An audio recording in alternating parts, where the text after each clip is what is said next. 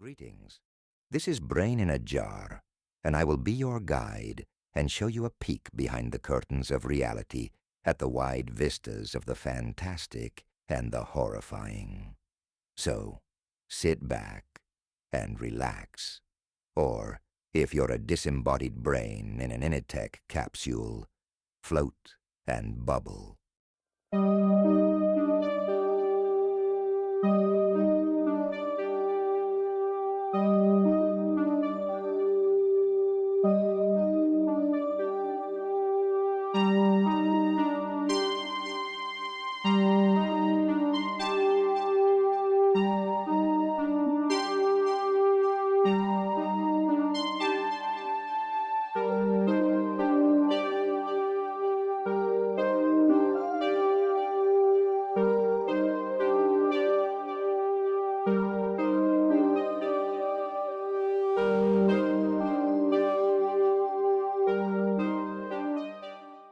Listeners, tonight we've got a double feature for you. 2 stories of the bizarre and blood-curdling. However, our theme might surprise you a bit. See if you can guess it. Before we delve into our first offering, a word of warning. The first story depicts brief but gruesome descriptions of animal death. If that's too much for some of you, feel free to skip ahead. For the rest of you, grab your merit badges and trail cams. Tonight's first tale takes us deep into the forest. We present to you Rabbits in the Creek by Anonymous. I'm getting chills already. Unit N, you're on. Enjoy.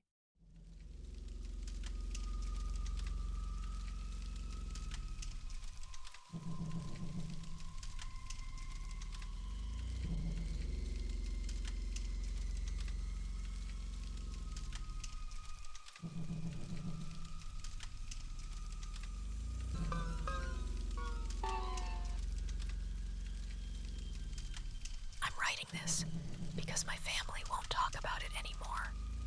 I'm the only one who can't seem to forget. I was raised on the outskirts of Preston, a small town in southern Idaho with a population of around 5,000. My more immediate community was an isolated dead-end dirt road called Bear Creek. Less than 20 families lived on Bear Creek. I didn't mind being so isolated. I grew up in the comfort of wide fields and close neighbors that only rural people know. We were a Mormon community, very church-centered, very community-centered. All the young girls, me included, were part of the young women's group, and all the boys were members of the local Boy Scout troop, which doubled as a church group in our area. We had parties on the 4th of July at the local ballpark and swam in the nearby lake. It was a good, quiet community.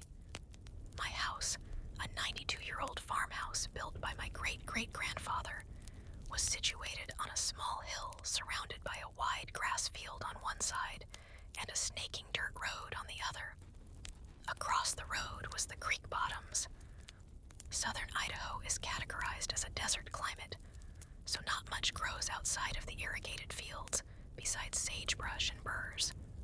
The creek bottoms were the exception. The creek fed the growth of a thick tangle of pussy willow bushes. In the late fall, we used to go down into the bottoms and pick the white, cottony pussy willow seeds to decorate the fences of our driveway. Being so isolated, it wasn't uncommon for animals to come down from the mountains. We had a female moose who brought her calf down and lived in our orchard every winter. And the occasional lion wasn't unheard of either. The summer when I turned 8, I remember because it was the same year as my baptism. A smaller mountain lion was spotted several times in our area. We weren't worried. The big cats stayed away from the farms and usually moved on when the area didn't yield enough food. The same summer, my neighbor Peyton was working on his Eagle Scout project. He loved National Geographic and thought it would be pretty cool to try putting together a National Geographic submission on our little creek bottoms. The young lion that happened to be in our area at the same time made him especially excited. He decided he wanted to try and get pictures of the lion and emailed the National Geographic team for advice. They recommended setting up an automatic camera that takes shots every couple of seconds in an area the lion was known to visit. They also recommended setting some kind of bait so the lion was more likely to come by. No one in the creek liked the idea of live bait or carrion, so we came up with a different kind of bait. We decided to set up an audio recording of a dying rabbit and play it on a loop through a set of speakers hidden in the willows. I remember when everyone was down in the bottoms testing the speakers, and I heard the noise for the first time. The sound of a dying rabbit is horrible. It's been described as almost identical to the sound of a screaming child. If you've never heard it yourself, there's plenty of recordings available online. The camera was set up, the speakers were set up, everything was perfect. Peyton explained that he would allow the camera and recording to play uninterrupted for a week, and then he would go check on it. This would give time for our scent to fade from the bottoms and encourage the lion to come closer. At first, I was worried about the noise. It was a truly horrible noise, and our house was the closest to the setup point in the bottoms. My father assured me that the noise wouldn't reach as far as our house, and I was relieved when we arrived home that night, and he was correct. The bottoms were far enough away that I couldn't hear anything. I remember Peyton the next day at church. He was fidgety and excited to check on the equipment, but he had to wait a week, which everybody kept reminding him. He couldn't risk going down too early and scaring the lion away for good. That night, I woke up to an awful noise. I sat ramrod straight in my bed with my eyes wide in the dark, hands clutched so hard my palms bore the indent of my fingernails for hours after. I knew that noise. It was the recording of the rabbit. It sounded faint and far off, like it really could have been coming from the bottoms. But that was impossible, because the recording had been going all night the previous day, and I hadn't heard a thing. I didn't sleep that night. I was too scared to get out of bed and wake my parents. The recording played repeatedly. I had the loop memorized. In the morning, I stumbled into the kitchen for breakfast. My mom and dad were sitting at the kitchen table. They too had dark rings under their eyes. I hadn't been the only one who'd heard it. Mom was convinced that the equipment must have been broken. She wanted to go down into the bottoms to check it out. Dad refused. He was a kind, gentle man and didn't want to stir up any unnecessary drama. He was sure there had been a strong wind last night, and the wind was carrying the noise farther than its natural reach. He told us to listen. We did. He was right. We couldn't hear it now. We forgot about it and went about our daily goings. The next night, it happened again. I stayed up in bed with my back to the wall. The screaming was even louder than before. But this time, something was different. It was lower pitched than I remember, and parts of the loop were slowed down, as if the recording were warped in places. At times, the loop did not loop naturally, and instead picked up at a random place in the middle. My mom didn't mention anything at the breakfast table, but both her and my dad seemed tense. The third night, I mustered the courage to stand beside my bedroom window and look out into the yard. For a moment, I stood, rooted to the spot, my hands shaking no matter how hard I clenched them.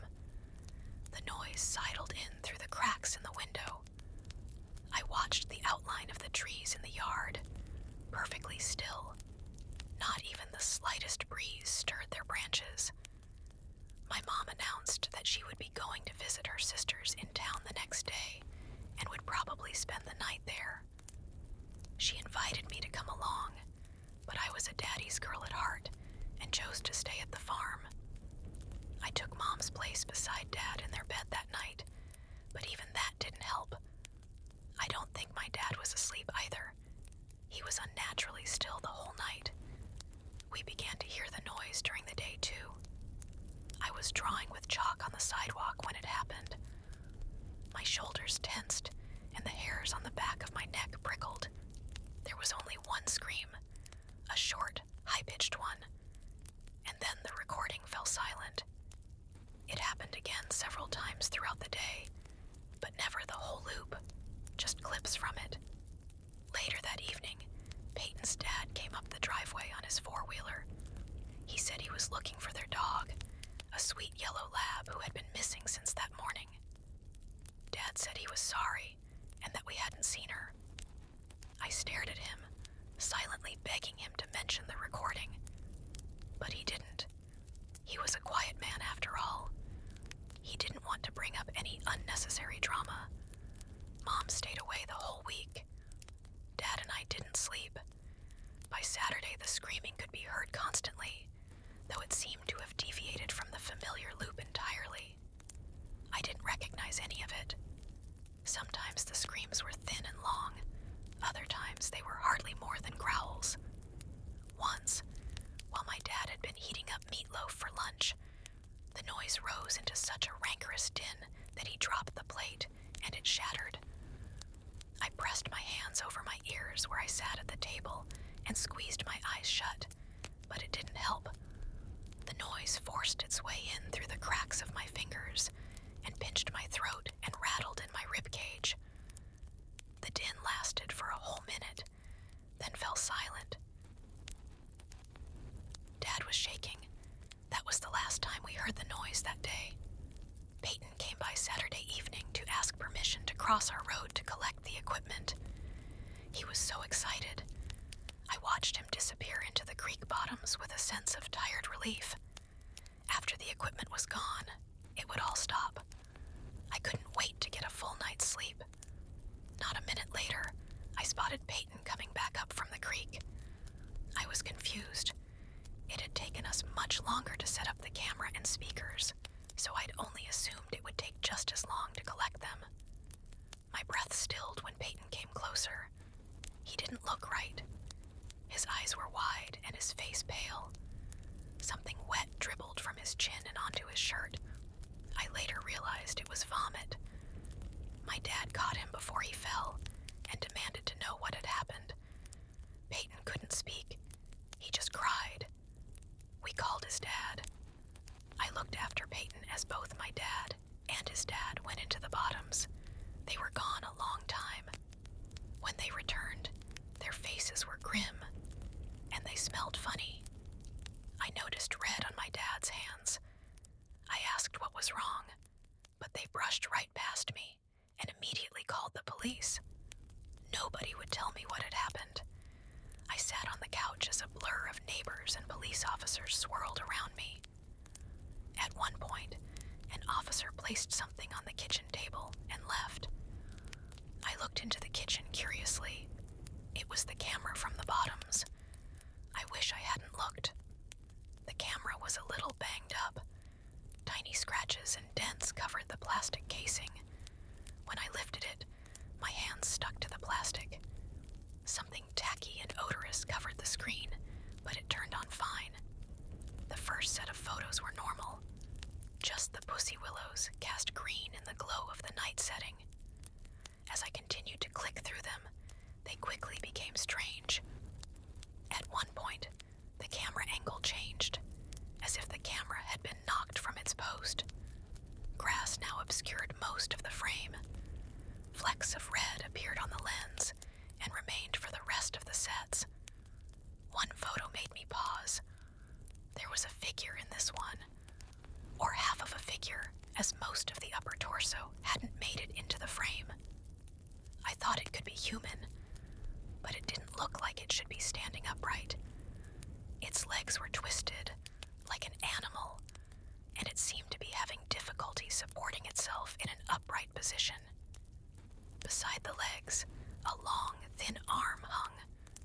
Whatever it was must have been stooped over, for its fingertips hung below its crooked knees. The next set was different.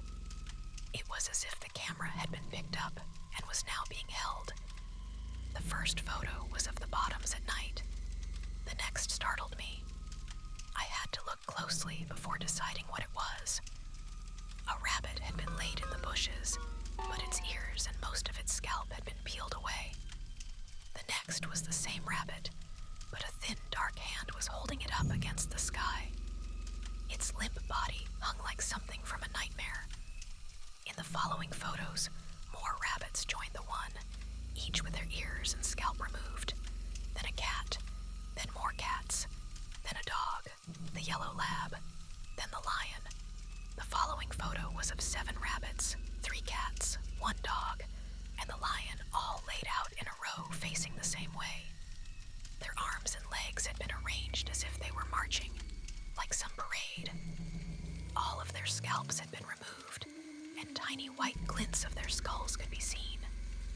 The last photo was overly bright, like the photo had been taken too close with the flash on. An eye dominated the frame, but it was yellow and crusty and had a bar pupil like a horse. In the bottom corner, the edge of a mouth could be seen. No lips, just teeth, sharp and little, with wide gaps of red gum between them. I wish I hadn't looked. I heard my dad talking to the police outside. After they had gone through the equipment and recorded the timestamps of all the material, they said the speakers had apparently malfunctioned. The recording had only played on the first night.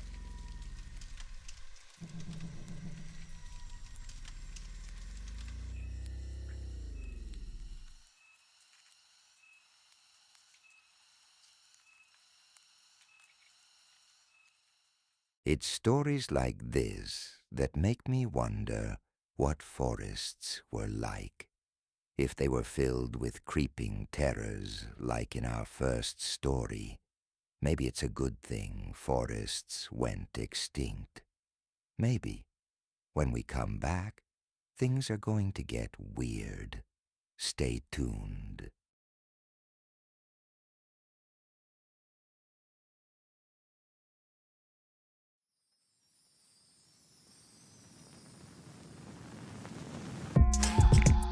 More carrots. Don't tear it. More carrots. Where's Garrett? Vegetables. Vegetables. Here I come from the west side. The left side. The right brain drives me insane. Don't lie, don't lie, don't lie to me.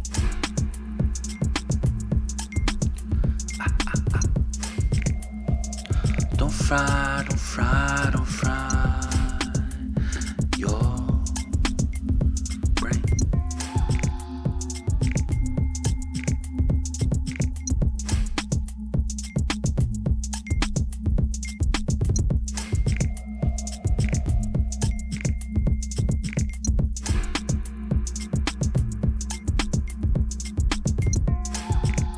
More carrots. Don't tear it. More carrots. Where's Garrett? Vegetables. Vegetables. Here I come from the west side. The left side. The right brain drives me insane. Don't lie, don't lie, don't lie to me.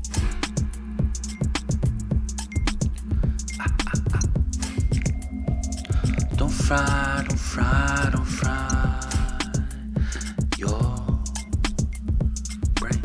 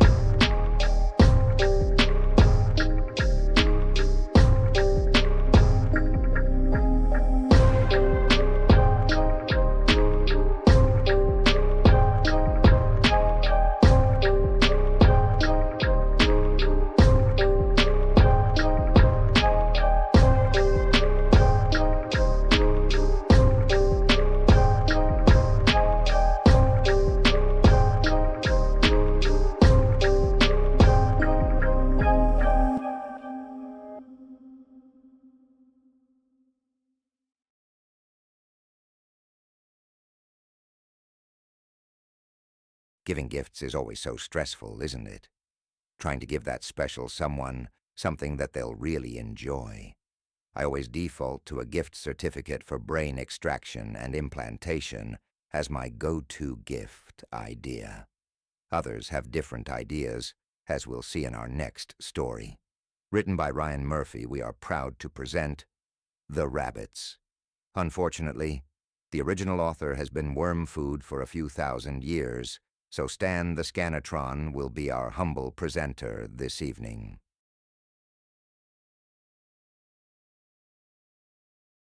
A few months ago, I had a friend who I went to visit. He lived in an old colonial house, just like a lot of people in New England. Something about his house seemed off. I couldn't quite put my finger on it until at some point, I saw one of the rabbits. The rabbits. They were everywhere. Every mantel, every table, every dresser, every windowsill. The rabbits were so ubiquitous that they just blended into everything. But once your eyes caught one, it was inevitable that you noticed that they were everywhere.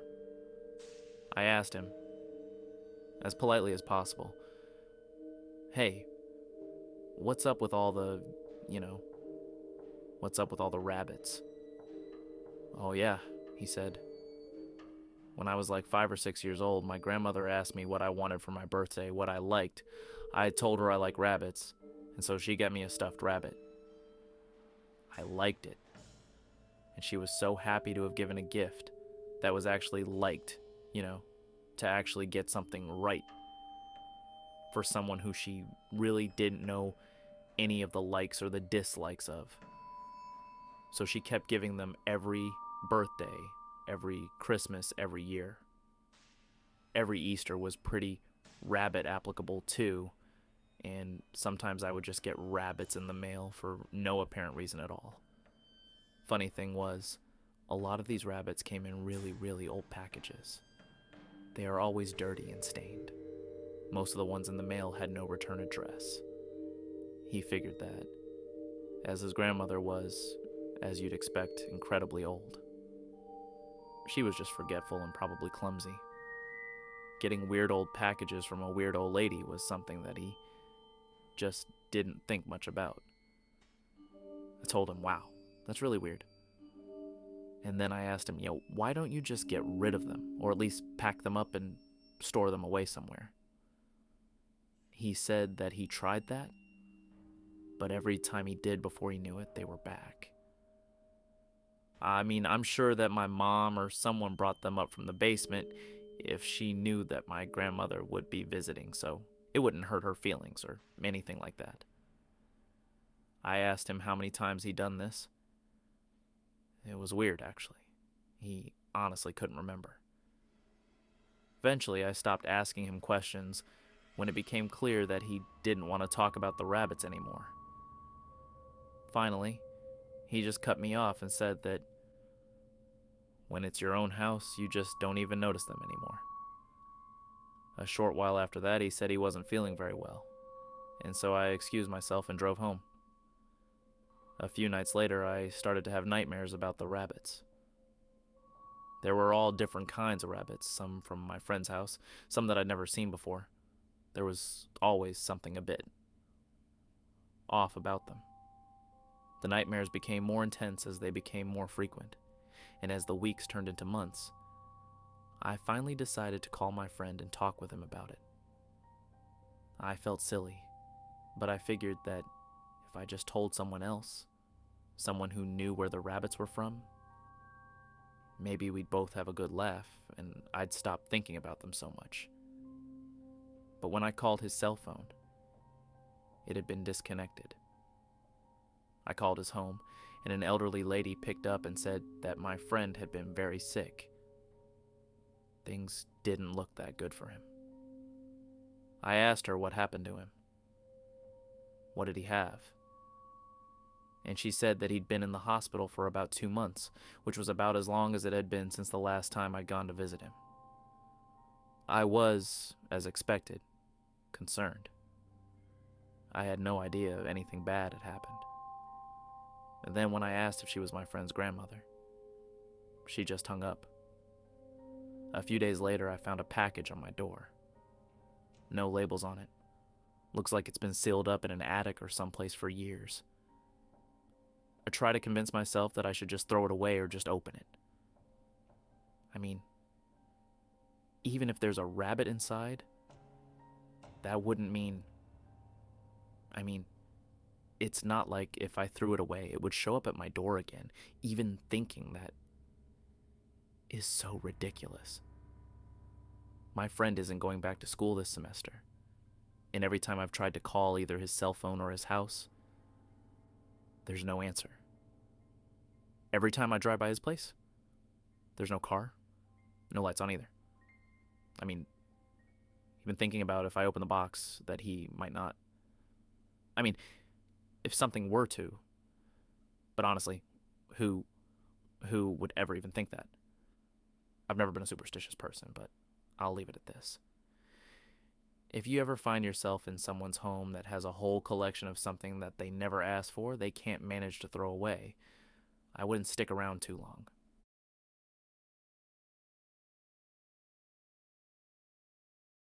I hope you enjoyed tonight's broadcast. I know I did. To all my disembodied and bodied friends out there, this has been Brain in a Jar, and you've been listening to Mystery Science Horror Radio 9000. Stay sane. Stay safe.